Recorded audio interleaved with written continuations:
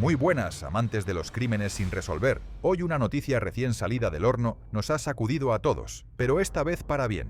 La justicia por fin ha escuchado el desesperado reclamo de los padres de Loan. La investigación no tendrá límite de tiempo, no se cierra, no se frena y no queda condicionada a ningún calendario político. Casación ha eliminado el plazo de 2 meses que pretendía imponer Corrientes, un plazo que podía haber apagado la búsqueda en silencio. Y gracias a esta decisión, cada rastrillaje, cada pericia pendiente, cada prueba que aún no ha salido a la luz, sigue en marcha, sin reloj, sin presión, sin excusas. Los jueces han sido claros. No se puede poner un reloj a una causa en la que un niño sigue desaparecido. No se puede limitar una investigación de alta complejidad. No se puede dejar a unos padres esperando un cierre administrativo cuando ni siquiera saben si su hijo está vivo.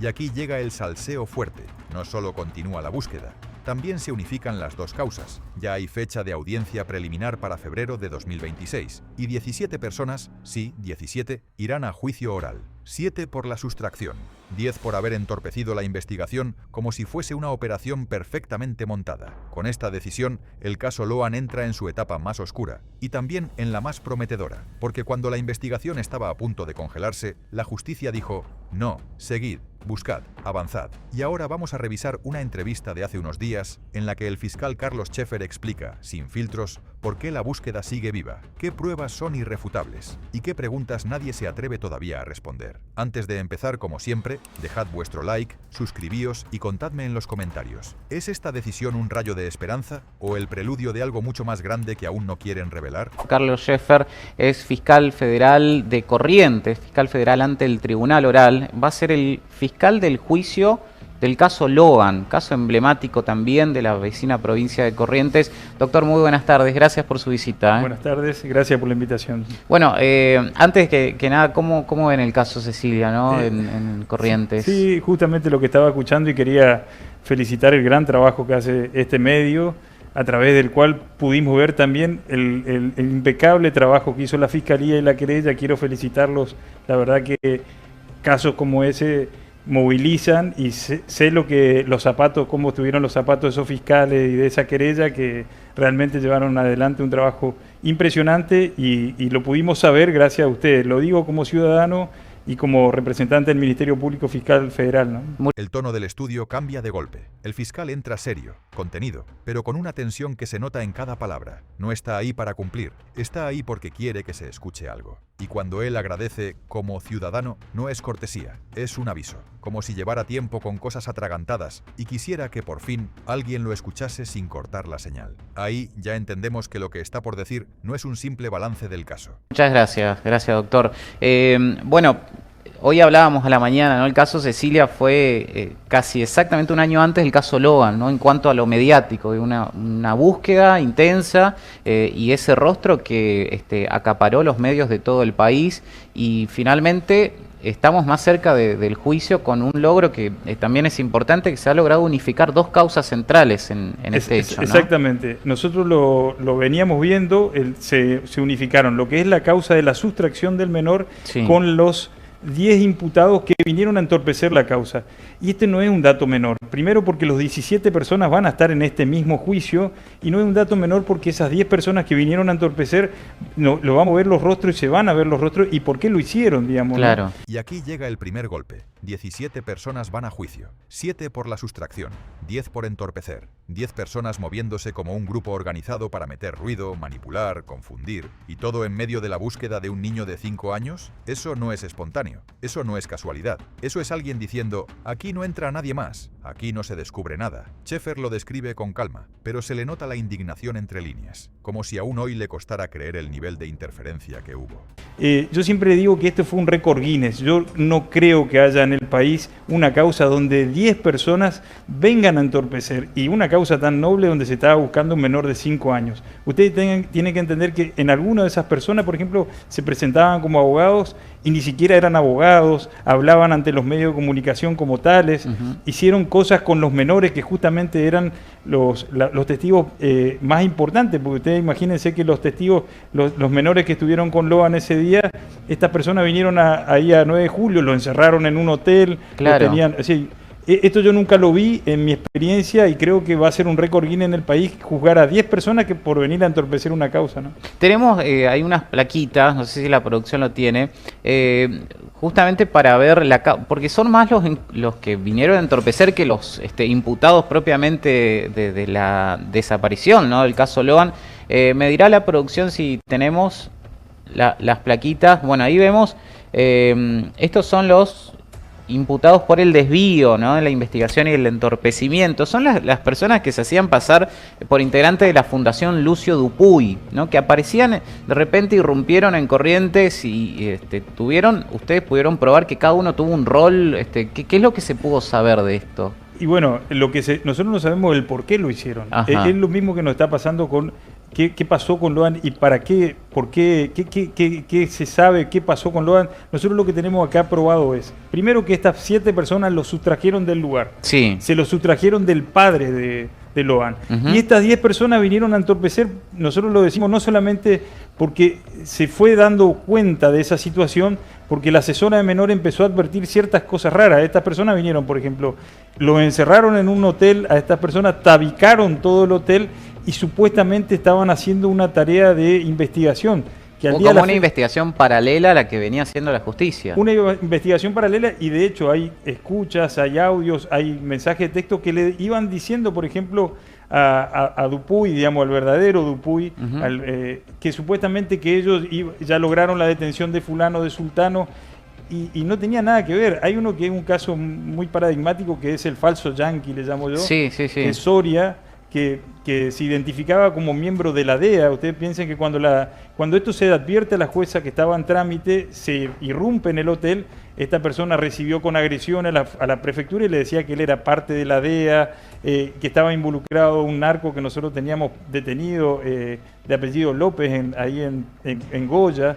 Es decir, una cosa que realmente yo nunca lo vi. Es más, yo invito a la gente que mire las notas que se le hacían a esta persona, los canales nacionales y provinciales, canales nacionales donde se le hacían notas y estas personas hablaban como especialistas, digamos, ¿no? Este fragmento parece sacado de una serie de crimen, pero pasó de verdad. Menores testigos encerrados en un hotel, habitaciones bloqueadas, entrevistas psicológicas sin autorización y un tipo que se hacía pasar por agente de la DEA. ¿En serio alguien creyó que todo esto era ayuda? La forma en que Schaeffer lo cuenta lo dice todo. Ni él logró entender cómo permitieron semejante circo. Que 10 desconocidos operen impunemente sobre testigos clave es muchísimo más grave de lo que se imagina. Y la pregunta queda flotando. ¿A quién intentaban proteger a toda costa? Claro. Y que estaban interviniendo a los menores. Había un psicólogo que, por ejemplo, nadie lo había designado y él estaba supuestamente haciendo entrevistas psicológicas a estos chicos, ¿no? No, una cosa increíble, insólita, ¿no? Que después se pudo comprobar. Bueno, estas 17 personas entonces van a estar en un solo juicio, las dos causas, tanto la causa principal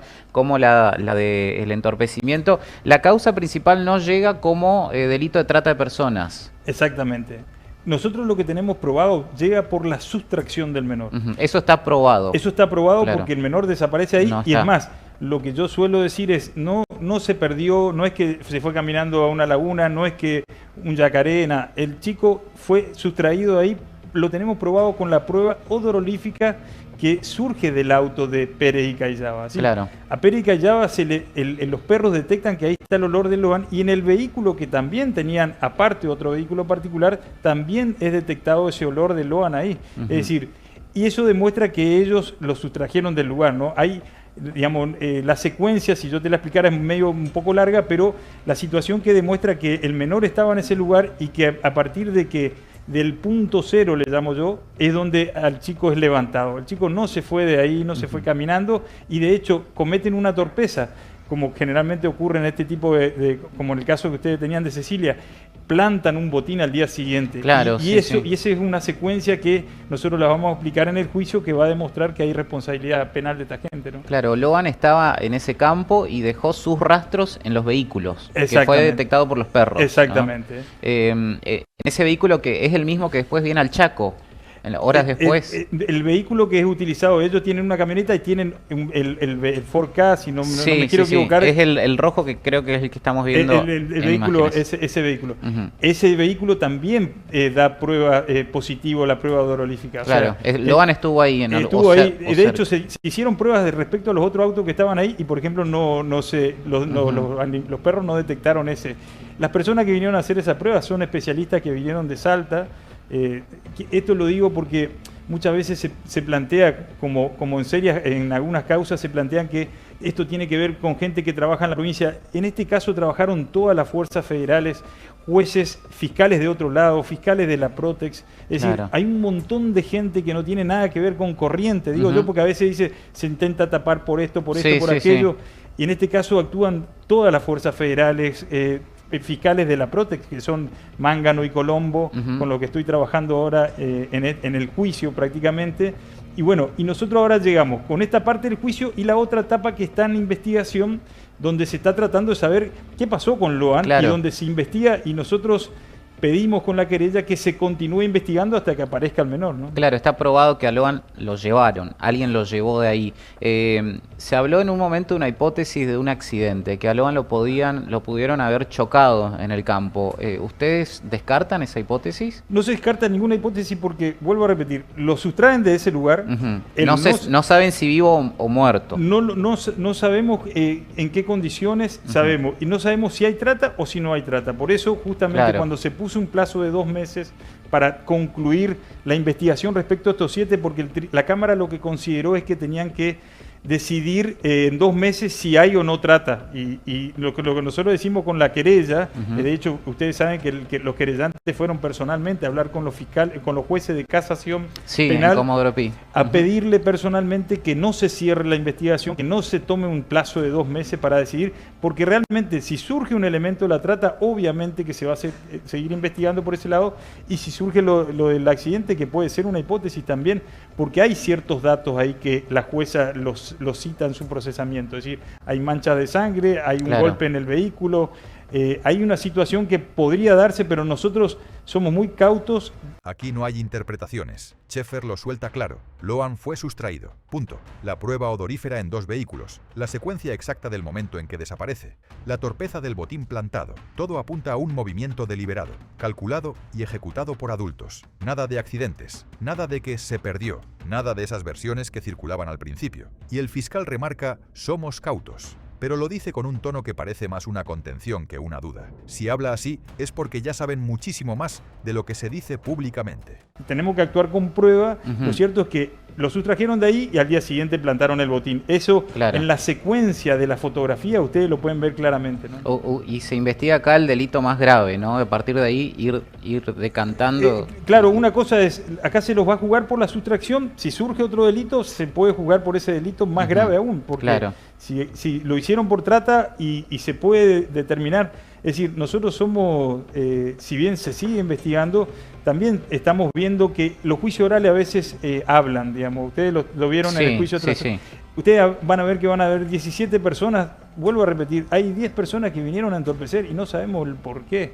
No sabemos qué se quiso tapar, no sabemos qué se quiso cubrir. De hecho, hace muy poquito plantearon la incompetencia federal, querían llevar este caso a la provincia. Y lo que yo me pregunto es por qué querían eso, digamos. Nosotros, ¿por qué consideran que va a ser mejor juzgado en la defensa? Es todo su derecho, ¿no? Pero la pregunta es al revés, digamos, nosotros tenemos un estado avanzado en la causa, ofrecimos 700 testigos, son muchos, pero la audiencia preliminar va a servir para poder desistir de alguno de ellos, ¿no?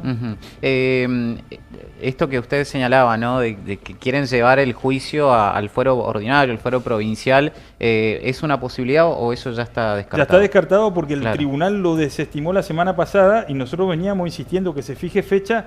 Al resolverse esa situación, ya el tribunal está en condiciones de fijar fecha. En este caso la preliminar, Obviamente que el 27 de febrero ya se tiene y lo vamos a pedir al tribunal que ya fije la eventual fecha de juicio que comience lo más pronto posible, ¿no? Acá un menor desaparecido. Doctor, usted decía que pudieron probar que fue sustraído y que se sigue investigando. Estos allanamientos que se están dando, que están programados, ¿tiene que ver con el objetivo de saber qué pasó finalmente con Logan? Totalmente, los rastrillajes que se están haciendo, obviamente que sí, están siendo acompañados, están pedidos también por la querella, la fiscalía, pero de todas maneras no se descarta ningún dato.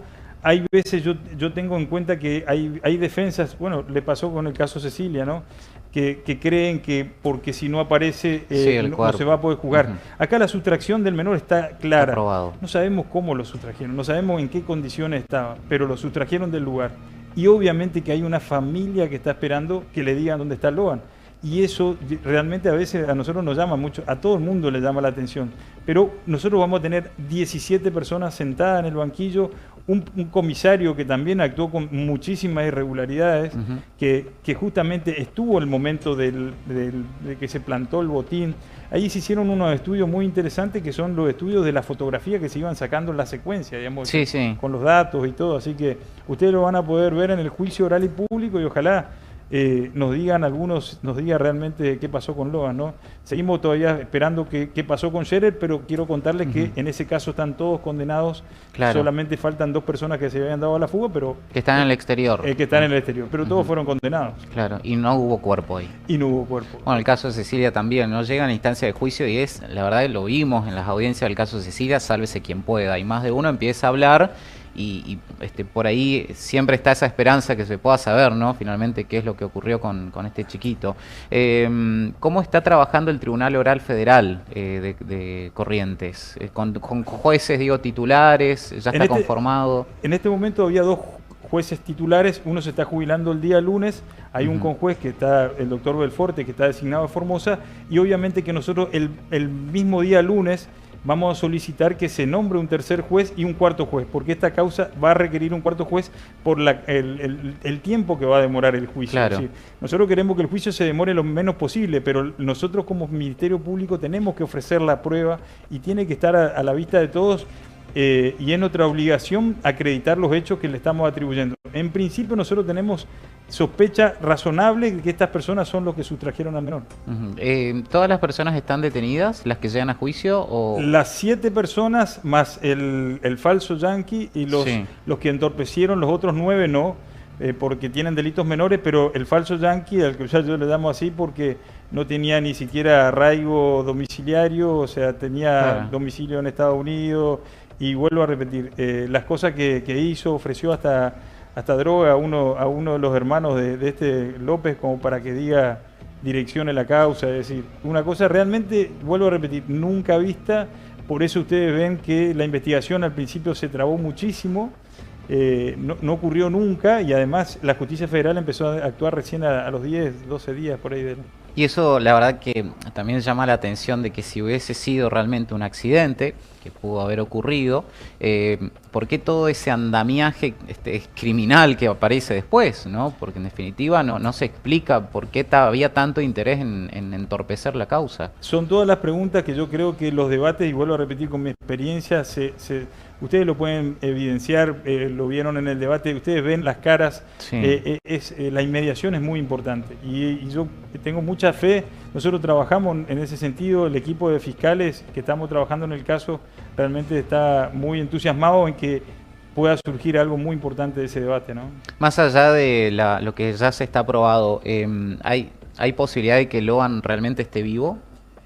Nosotros tenemos la esperanza. Yo estoy en contacto directo con la querella que son el que representa a los padres, que justamente el doctor Becky es una persona que ha estado vinculado a la causa Cabeza, tratando de, si ustedes lo conocieran, nos manejamos con esa sensación, pero no podemos descartar nada. Si yo no puedo, muchas veces me dicen, ¿y usted qué piensa? Y no puedo pensar, yo tengo que decir con pruebas, si no estaría siendo una irresponsabilidad, ¿no? Doctor, la última, le agradezco su tiempo. ¿Hay posibilidad de que se amplíe más en cantidad de sospechosos imputados? Absolutamente, porque la causa sigue su investigación. está en manos hoy de la jueza Poser Penso, que del momento llevó adelante con mucho buen criterio. Y vuelvo a repetir, hay un fiscal de Goya, de Guzmán, Mariano de Guzmán, fiscal federal, y estas dos personas de la Protex, y obviamente que no se descarta nada, incluso del propio juicio pueden surgir. A veces eso es lo que yo cuento, que a veces en los juicios nosotros mandamos a una investigación, como nos ha pasado en muchas causas importantes, donde la investigación continúa y surgen nuevas causas a partir, o nuevos delitos que uno advierte en ciertas situaciones, ¿no? Gracias, doctor. Gracias por su tiempo. Gracias a ustedes. Que tenga buen día. El doctor Carlos Scheffer, le agradecemos, es fiscal federal general de la provincia de Corrientes. Bueno, hablando sobre este caso Logan, que por supuesto vamos a estar siguiendo también muy de cerca.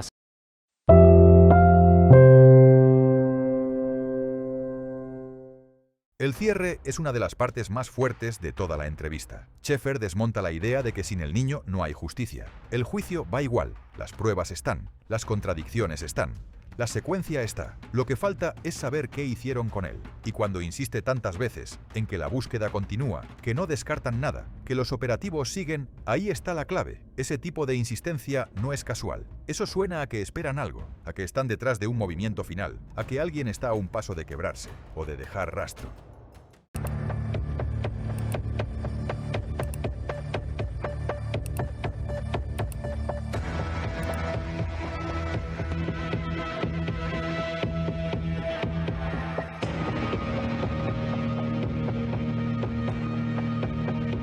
...35 días de la desaparición de Logan Peña, este chiquito de 5 años, de Corrientes, 9 de julio.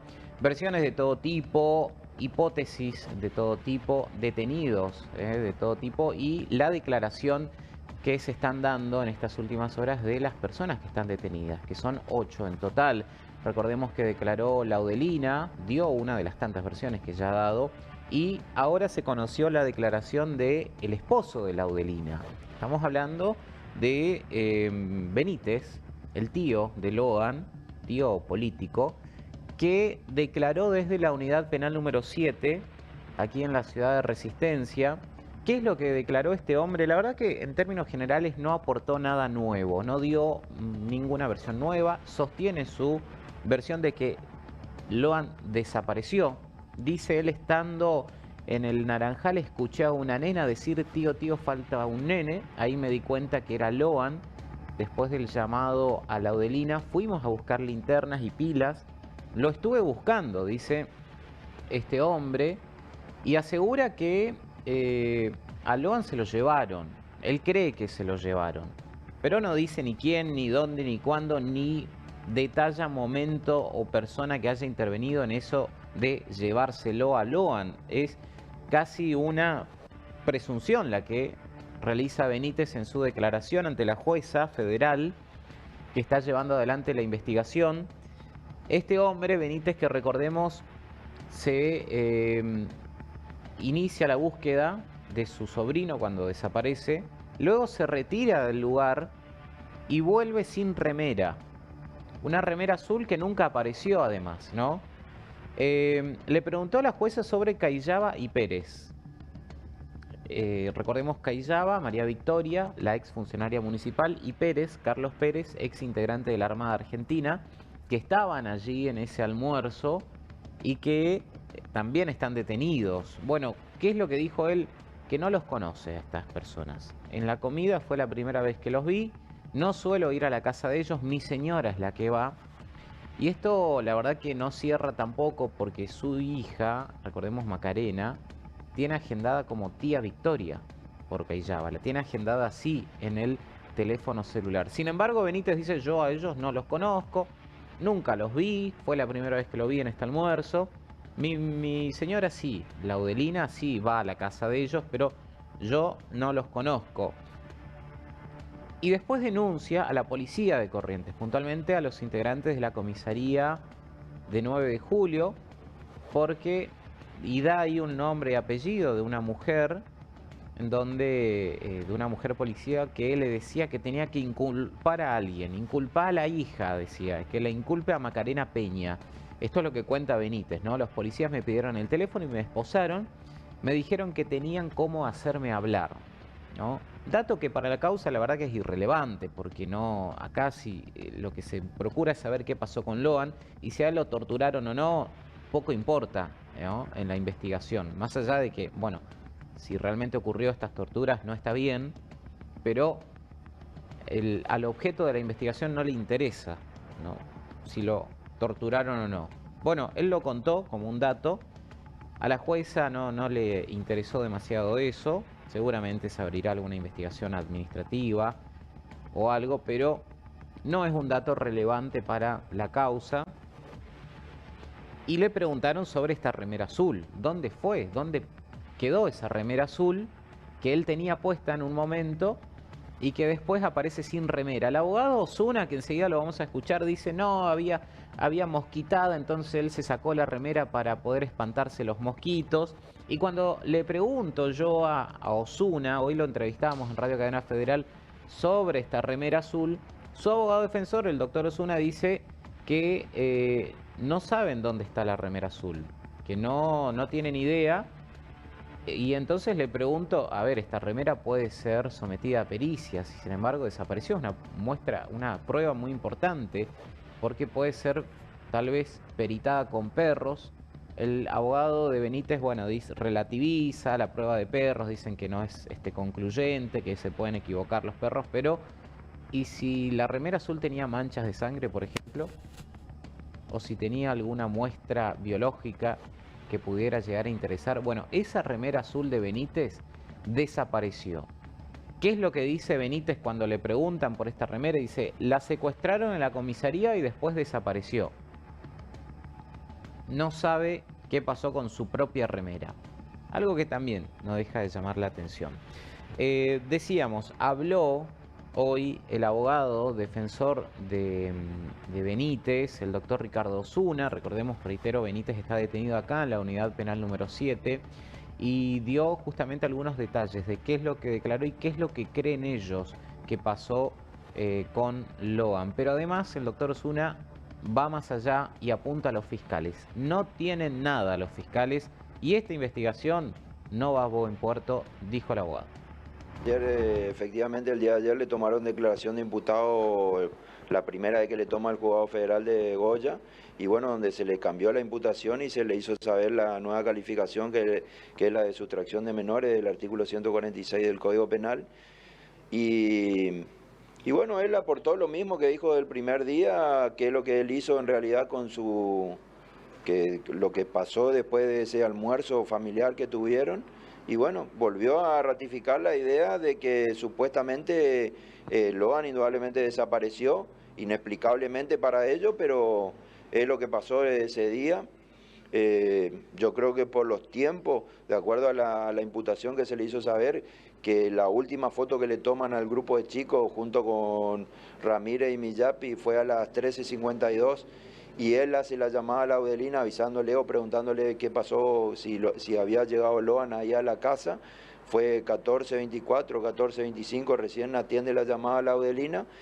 Y bueno, nos dan los tiempos como para que ellos hayan hecho algún tipo de maniobra, que es lo que todos presumen, que supuestamente él Ramírez o Miyapi lo habrían agarrado y sustraído a Loan. Indudablemente los tiempos no dan, porque el Naranjal ese, el cual hacen referencia que ellos llegaron, está aproximadamente a 600 metros más o menos. Recordemos que esto es una zona de campo y bueno, no dan los tiempos para la actividad que ellos desarrollaron y para hacer la sustracción de la que hablan todos, o que por lo menos le tratan de atribuir en primer lugar a ellos la participación, de que como que ellos fueron y sustrajeron. Además, él estaba con su hijo, Joaquín, de 6 años, Loan tenía 5, y después estaba con una hija de Camila, también que es la hija de su mujer, de Laudelina, y después estaban los hijos de Ramírez y los sobrinos de Ramírez, que eran el grupo de 6 chicos que estaba ahí en ese lugar. Y bueno, él relató otra vez lo que él hizo ese día, que justamente le estuvo pelando una naranja a su hijo. Y los chicos también ratificaron esa declaración, esa versión de ellos, y de que Antonio Antonio Ramírez nunca, Antonio Benítez nunca se apartó ahí de ese naranjal, que fue él justamente a buscar naranja, y bueno, después volvió a la casa, le hizo la llamada esa que le llamó la atención a los fiscales y a la señora juez también, de 9 minutos, 10 segundos que le había hecho a Laudelina, pero justamente tanto Laudelina como él explicaron en qué consistió esa llamada, que fue, no es que estuvieron hablando de algo en concreto, sino que Benítez le pregunta si Loan había llegado a la casa y quedaron en comunicación porque ahí Laudelina le pregunta a Camila, que estaba también en la casa, si lo había visto a Loan, y ahí empiezan una secuencia de búsqueda ahí en la casa, con el teléfono activado, con la llamada activada, y bueno, por eso justamente duró 9 minutos y 10 segundos, hasta que bueno, descartan que Loan haya estado en la casa, y bueno, siguen la búsqueda, pero nunca se trató de algún acuerdo o de algo que dé a entender como que, bueno, ellos estaban cumpliendo el rol de la sustracción de Loan. Y después el otro dato también llamativo que aportó Benítez fue el tema de que él, bueno, cuando él fue uno de los primeros que fue detenido, que ahí lo detuvieron esa noche, o lo demoraron esa noche en la comisaría de 9 de julio, y bueno, después ese día domingo, porque esto fue un jueves para un viernes, el día domingo fue personal de la policía corriente, y bueno, lo torturaron en un calabozo que tiene en el fondo de la comisaría de 9 de julio, y bueno, tratando de que él aporte algún tipo de información, pero él justamente, como no tiene ningún tipo de información, aportó lo que él ya había dado, incluso él cuando lo detienen, él entrega su celular con el patrón para ingreso, para que se investigue todo lo que él había hecho ese día, y bueno, aclaró, le preguntaban con respecto a las llamadas que tenía ese día, y bueno, todo rondó justamente en la cuestión de la búsqueda, y gente que lo llamaba, gente que él había llamado para preguntar por si lo había visto a Loan, el recorrido que él hizo. La verdad que yo, de acuerdo a lo que vi ayer, en torno a los fiscales, que hay varios fiscales, están 2 o 3 de la PROTE, que son los que se dedican justamente a la investigación de todos los delitos de trata, el fiscal federal de ahí del juzgado federal de Goya, y había otro fiscal que no me acuerdo a qué parte representaba. Para mí están perdidos, o sea, yo calculo que no van a llegar a buen puerto con la investigación. ¿No tienen información de dónde podría estar Loan, doctor? No solo que no tienen información, sino que yo los vi bastante perdidos en la investigación, como que no saben para dónde seguir tirando. O sea, claro, ellos todos los datos, toda la información se sigue manejando y se sigue tratando de ver y de tratar de que se llegue a buen puerto, pero yo como vi ayer, ya te digo, como vi el interrogatorio y el manejo, no creo que tengan muy buena perspectiva.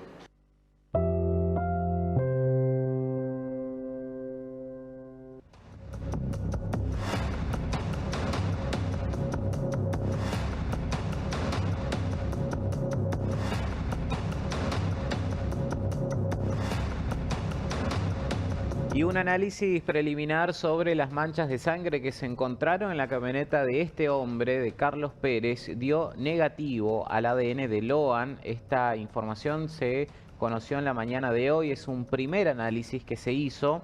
Los rastros de sangre hallados en la camioneta de Carlos Pérez no son de Loan Danilo Peña. Según se adelantó, la pericia de ADN habría dado negativa en una primera muestra o análisis preliminar, y pierde fuerza la hipótesis de que el niño de 5 años fue atropellado. Además, la muestra obtenida está en condiciones de ser comparada con el ADN de los padres del niño de 5 años desaparecido en Corrientes hace ya casi un mes. A la espera de esos resultados, Laudelina Peña, la tía de Loan, que hace 10 días instaló la hipótesis del atropellamiento, continúa siendo investigada por su participación.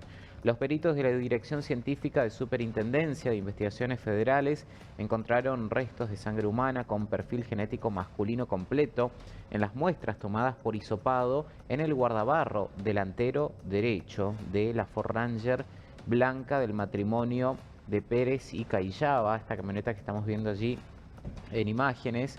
Lo cierto es que en un análisis preliminar de estas muestras habrían dado negativo a la sangre de Loan, y están trasladando a Buenos Aires ahora las muestras de ADN masculino para ser analizadas. Este jueves se decidió el traslado de las muestras de ADN para la ciudad de Buenos Aires. Ese ADN es trasladado desde Corrientes, capital, hacia Buenos Aires para continuar con el análisis y poder cotejar en otro tipo de, con otro tipo de procedimientos si pertenecen o no a Loan. Hasta el momento no se pudo corroborar de manera contundente si el ADN es del niño de 5 años o no, dado que la camioneta fue lavada.